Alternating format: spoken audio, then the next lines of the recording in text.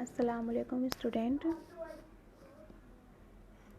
आज हम पढ़ रहे हैं आपकी कक्षा 3 क्लास 3 में लेसन नंबर 3 हर झंडा कुछ कहता है। यहाँ इस लेसन में आपको झंडे के बारे में पता चलेगा कि झंडा क्या होता है और क्या नहीं। झंडे अलग अलग होते हैं ना, बहुत सारे आप लोगों ने देखा होगा। आसमान में हूँ लहराता, हर देश की शान कहलाता, करते सभी मेरा सम्मान, नाम बताओ जल्दी पहचान। बच्चों, इस पहेली का उत्तर बताओ। हाँ, झंडा बिल्कुल सही। बच्चों, प्रत्येक देश, संस्थान, सेना आदि सभी झंडे के होते हैं। झंडे के आदि सभी के झंडे होते हैं।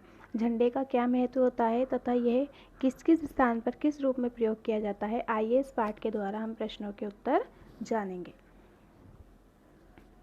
स्वतंत्रता दिवस 15 अगस्त के अवसर पर विद्यालय में राष्ट्रीय ध्वज तिरंगा फहराया गया।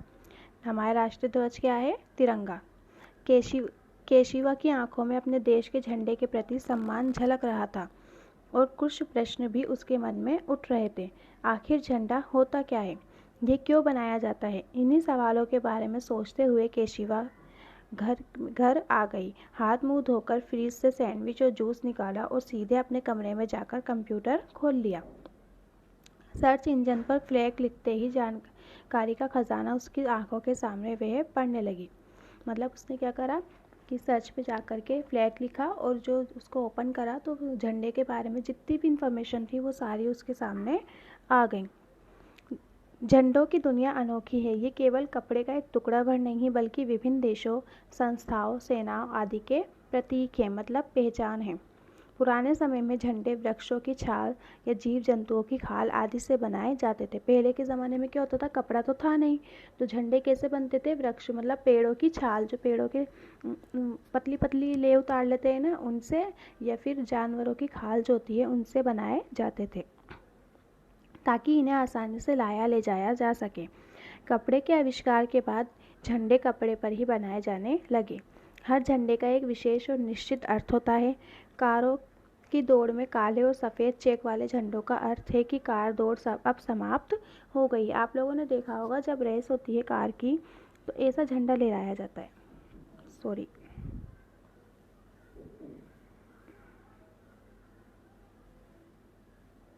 ऐसा दिख रहा है आपको? ऐसा झंडा लहराते हैं तो इसका मतलब क्या होता है कि अब रेस मतलब कार की दौड़ जो है वो समाप्त खत्म हो गई है। ओलंपिक खेलों के झंडों पर बने झल्ले 5 महाद्वीपों के प्रतीक हैं। ओलंपिक खेल जो होते हैं उनमें ऐसे झंडे होते हैं। उस ये जो छल्ले दिख रहे हैं आपको 5, ये किसके प्रतीक होते हैं? 5 महाद्वीप के। छल्लों की ये श्रृंखला इन महाद्वीपों की एकता की प्रतीक है। विश्व प्रसिद्ध संस्थाएं जैसे यूएनओ, रेड क्रॉस, स्काउट्स आदि के भी अपने झंडे हैं जो इनके उद्देश्यों की जानकारी देते हैं। जैसे आप देखिए, ये रहा रेड क्रॉस का।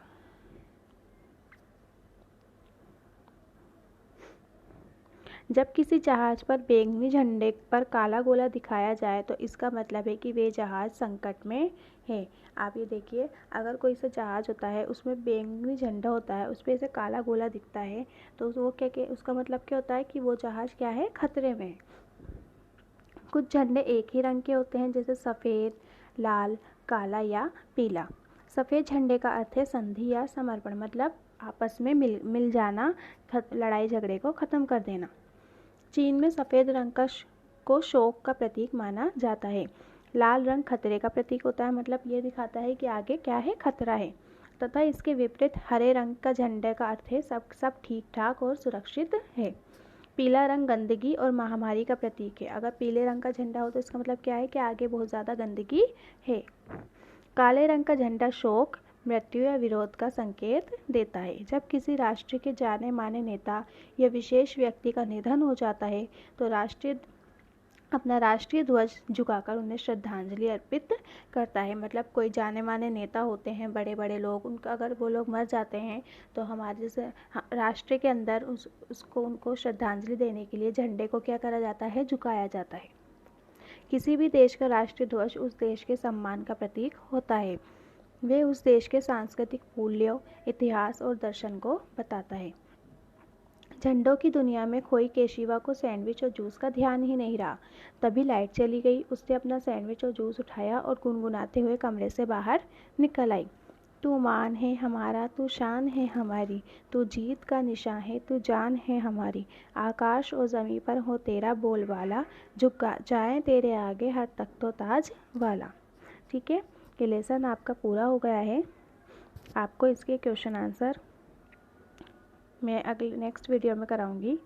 अभी मैं आपको इसके शब्दार्थ करा रही हूँ। ये रहे, हर झंडा कुछ कहता है। आप देखिए पहला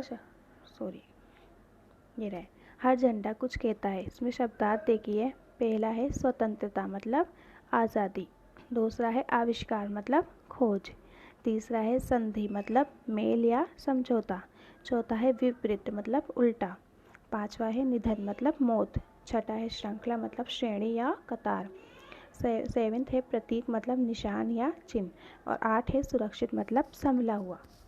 आपको ये काम अपनी कॉपी में बहुत सफाई से अच्छी तरीके से करना है और टाइम टू टाइम अपना काम पूरा करना है। ठीक है, अल्लाह हाफ़िज़।